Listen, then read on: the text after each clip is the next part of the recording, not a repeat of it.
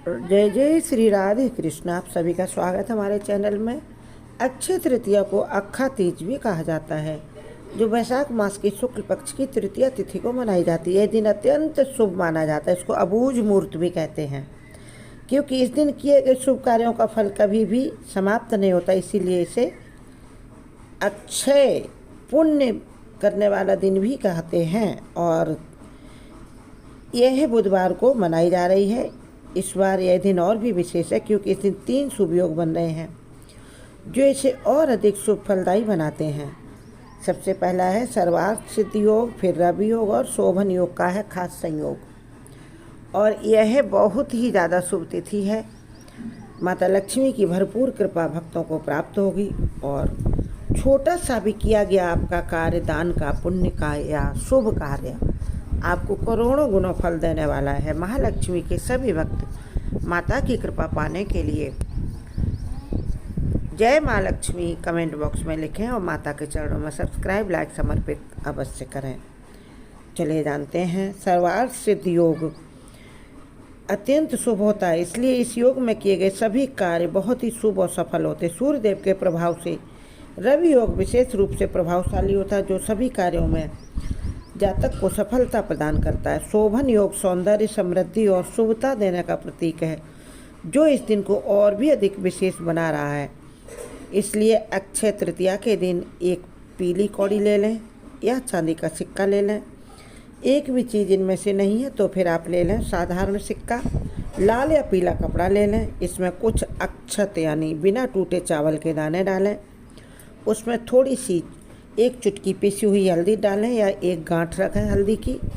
उसके बाद थोड़ा सा कुमकुम रखें इसमें, और यदि है तो पीली सरसों रखें। इसको सोने का रूप माना गया है। और इसकी एक आप पोटली बना लें और उसको 7 बार कलावे से उसको लपेट कर उसका मुख बंद कर लें। छोटा सा कपड़ा लेना है और इसको आप अपने आज पूजा घर में माता लक्ष्मी के सामने शाम को रखें। संध्या काल में जब माता लक्ष्मी के आगमन का समय होता है, तो आप 7 बजे से 8 बजे के बीच में इस पोटली को बनाएं और माता के सामने रखें। और माता से प्रार्थना करें कि हे माता, हमारे घर में आप धन, सुख, समृद्धि, यश, वैभव, सफलता सभी के द्वारा आप खोल दीजिए। कुबेर के भंडारे खोल दीजिए मैया, ऐसा आप माता से प्रार्थना करिए।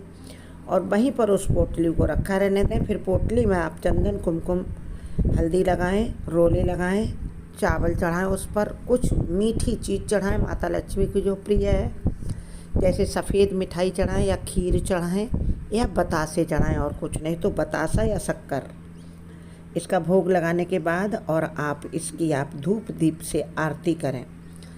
एक फिर दीपक जलाएं, उसमें थोड़ी सी हल्दी डालें, 1 चुटकी घी भरें, उसमें 2 लौंग डालें, 1 हरी इलायची डालें, क्योंकि हरी इलायची गणपति को भी पसंद है, माता लक्ष्मी को भी बहुत प्रिय है। आज बुधवार है। इस दिए से माता रानी की आरती करें। इस दीपक को अपने ईशान कोण में मंदिर में जलाकर रखें। यदि आपका मंदिर ईशान कोण में नहीं है तो आप इस दीपक को ईशान कोण में ही रखें। रात भर उस पोटली को वहीं रहने दें। अगर आप जागें तो निशीथ मुहूर्त में रात में 12:30 बजे के बाद उठाकर अपनी इस पोटली को, धन की पोटली को तिजोरी में रख लें। यदि 12:30 बजे तक नहीं जगते हैं तो फिर आप सुबह स्नान के बाद इस पोटली को माता रानी से अनुमति लेकर उठाएं और आप अपनी तिजोरी में रख लें। आप देखेंगे कि इस दिन से ही आपके घर में धन आगमन के कई दरवाजे खुलेंगे। और आप ये भी पाएंगे कि आपके घर में दिनों दिन तरक्की के रास्ते भी खुल रहे हैं। पूरे साल यह पोटली उसी में रहेगी। अगले वर्ष आप या तो दीपावली पर इसको निकाल लें या फिर अक्षय तृतीया के दिन निकालें, दूसरी पोटली रख दें, तब इसको निकालें और इसको आप प्रवाहित कर दें।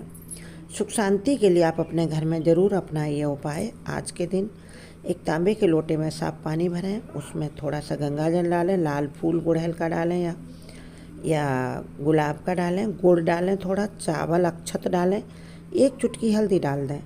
फिर इस जल को आप पूर्व दिशा की ओर मुख करके उगते हुए सूर्य को अर्घ्य दें, कल सुबह जब आप धन की पोटली लाएं उससे पहले। और ऐसा करने से रोग दोष सभी दूर होंगे, पारिवारिक सुख संपत्ति की प्राप्ति होगी।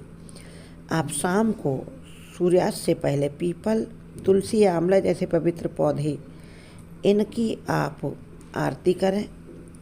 और यहाँ पीपल के वृक्ष के नीचे आप आज घी का दीपक रखें, उसमें थोड़ी पीली सरसों भी डालें। सोने के जो समझ लो कि सोने का वो रिप्रेजेंटेटिव करेगा पीला सरसों, और इससे घर में सुख शांति बनी रहेगी, संतान सुख भी प्राप्त होगा।